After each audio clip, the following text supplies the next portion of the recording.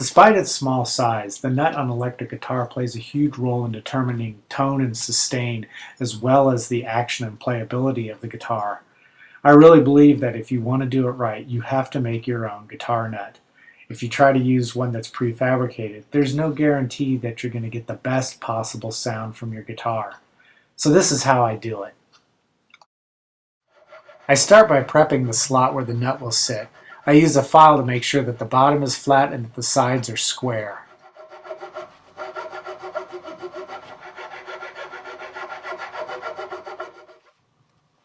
Then I begin sanding the bone blank, first with 80 grit sandpaper. Then I'll move up to 150, 220, and 320 grit paper.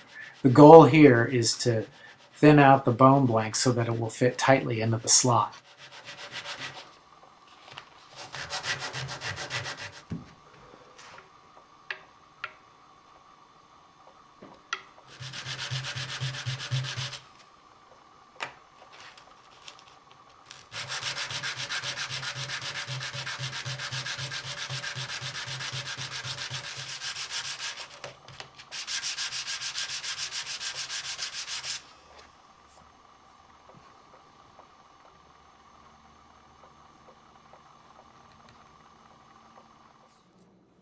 Now I can begin marking the shape of the nut. I use a set of brass automotive feeler gauges which I stack to a height just taller than the first fret.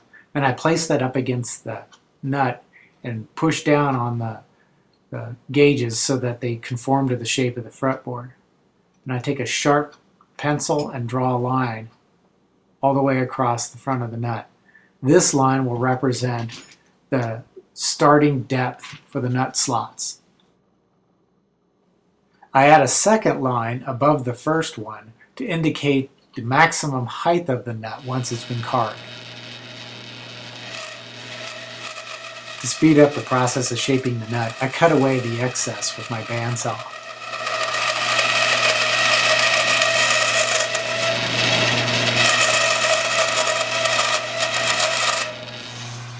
Then I use my belt sander to begin shaping the nut. You have to be very careful here so that you don't take off too much material. It's always better to start out with too much than to start out with too little. Now I can mark the sides of the nut so that I know how wide it's going to be. This will also help me to determine the string position.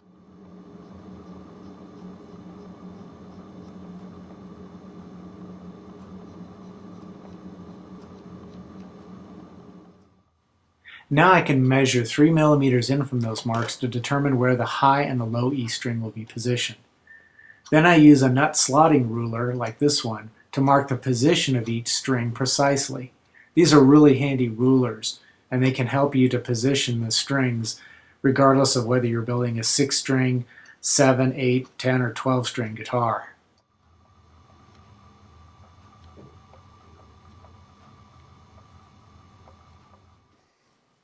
I've invested in a full set of nut slotting files. Each one is a different thickness and corresponds to the different strings.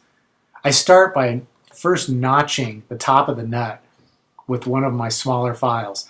This notch should be just large enough to hold a string into position while I check spacing.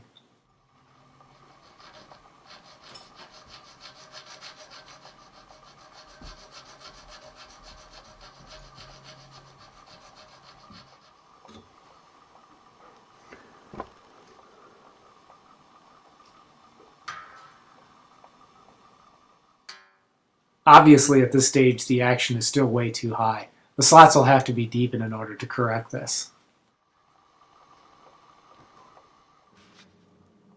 I like the top edge of the nut to angle downward towards the tuner. I'll do this with some 80 grit sandpaper. Now I can go ahead and start deepening each slot until I get the action correct.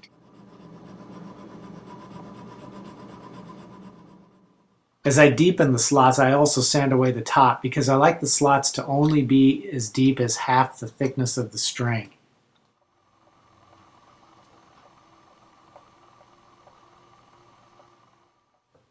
I also file the slots at an angle down toward the tuners. That way the string is only touching the very front of the nut where it heads to the bridge.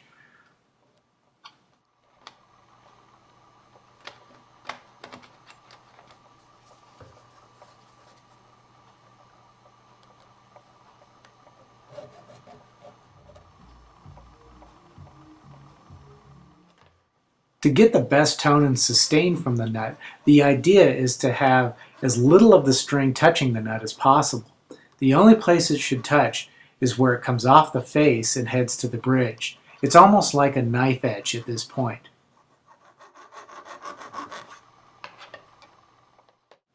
To fine-tune the action, I'll use some automotive feeler gauges again, this time to check and see how much space there is between the bottom of the string and the top of the fret.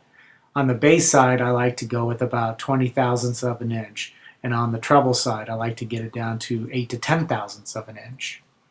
Then I begin to sand, starting out with 320 grit paper and moving all the way up through 400, 600, 1000, 1500, and then finally 2000 grit.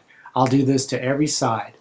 It only takes a few strokes on each side of the nut, so don't spend too much time sanding it, otherwise the nut will end up too small to fit tightly in the slot. The last step will be to give it a final polish by just simply rubbing it on some good old denim.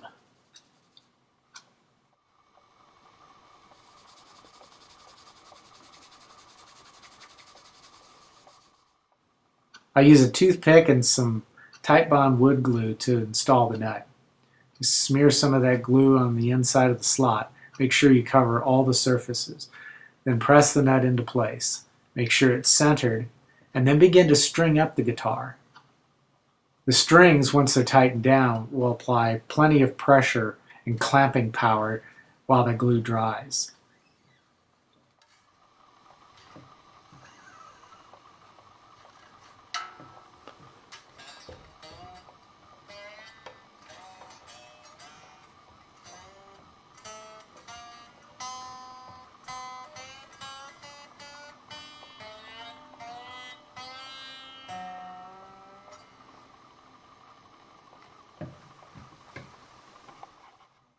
After the glue is dried, I'll take my feeler gauges and go back and check the action. Another thing I'll do is I'll play each string and listen to the tone. If I get any kind of strange sitar-like sounds, I know that there's too much string contacting the nut. And to fix that, what I'll have to do is remove the string and then deepen the slot just slightly where it's coming off the nut towards the tuner. That'll improve tone dramatically.